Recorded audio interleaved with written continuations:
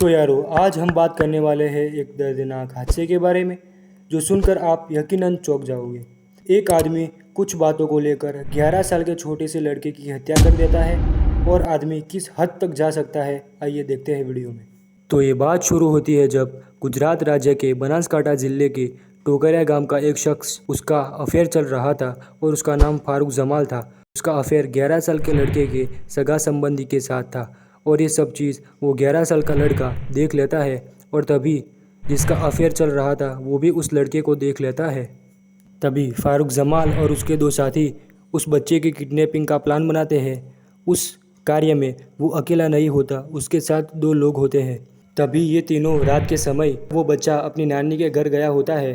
तभी उसकी नानी उसको कुछ खरीदने के लिए पैसे देती है, तो वो खरीदने के लिए बाहर जाता है। तो ये तीनों उसको कुछ पैसे की लालच देकर अपने पास बुला लेते हैं और फिर गाड़ी में बंद कर कर अपने गांव से 1 किलोमीटर उसको दूर ले जाते हैं और फिर उसको गाड़ी के अंदर ही मारने लगते हैं और इतनी बुरी तरह से मारते हैं कि उसकी आंख भी बाहर आ जाती है और गर्दन पर भी वार करते हैं और उसके पैरों को भी तोड़ देते हैं और इतनी बुरी हालत कर कर उसको थैली के अंदर पैक कर कर खेत के अंदर फेंक देते हैं। इस बात की पूरे गांव में किसी को भनक भी नहीं हुई, मगर वही फिर जिस खेत में लाश को फेंका गया था वो खेत का मालिक अपने खेत में सुबह जाता है और वो लाश को देख लेता है। फिर वो टोकरिया गांव की पुलिस को इन्फॉर्म करता है। किसी को पता नहीं था कि इस काम को किसने अंजाम दिया है।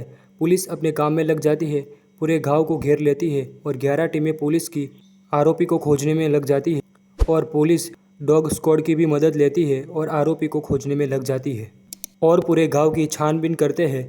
गांव में लगाए गए कैमरे को चेक किया जाता है और फिर कैमरे के अंदर जो फारूक जमाल और उसके दो साथी उस बच्चे को रात को लेकर गए थे वो कैमरे के अंदर कैप्चर हो जाता है और पुलिस को पूरी आशंका हो जाती है फारूक जमाल और उसके साथी पर, क्योंकि इतनी रात को वो गाड़ी लेकर गया था।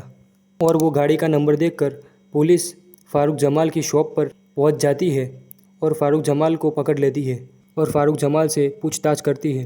फिर फारूक जमाल अपने आप ही अपना गुनाह कबूल लेता है और उसके दो साथी भी पकड़े जाते हैं और फिर पूरे गांव के लोगों का ओपिनियन लिया जाता है कि इस शख्स के साथ क्या किया जाए। सबका जवाब एक ही होता है और वो है फांसी। ગામનો રહેવાસી છોકરો નાનો છે, 11 વર્ષની આટલી ઉંમરે છે એની, અને બહુ સીધો છોકરો છે. એના પપ્પા બી સીધા છે. પણ આ છોકરાને રાતે 10:30 પછી અપહરણ કર્યું હતું અને અપહરણ કરીને શિબર કઈ બાજુ લઈ ગયા એ ખબર નથી. અમે રાતે બધા આખા ગામ મળી અને છોકરાઓ લોકોનું બધા અમને ખૂબ સપોર્ટ કર્યો. જે જવાન છોકરા, બાઇક છે, ગાડી છે, આખું ગામ ખેતર બેતર બધું શોધખોળ કરી નાખી પણ કંઈ મળ્યું નહોતું. પછી બીજા દિવસે સવારે અમારે ગઢ પોલીસ સ્ટેશન લાગે છે એ અમે તો કમ્પ્લેન કરી કે ગઢ પોલીસ સ્ટેશન ડિપાર્ટમેન્ટ આવ્યો, તેને પૂરો સહયોગ કર્યો આખો દિવસ. પણ સાંજે 7:01 અમને ખબર પડી કે છોકરાનું મર્ડર કરી નાખવાનું આવ્યું છે.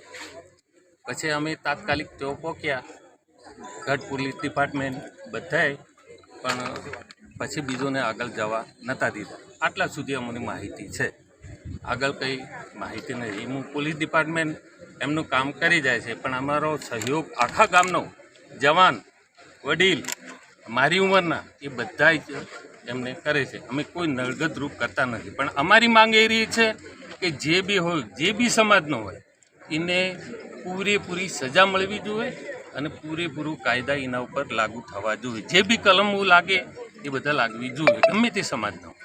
એટલે પછી બીજાને કોઈને આવી હિંમત ના થાય, એટલા માટે આ રજૂઆત કરીએ.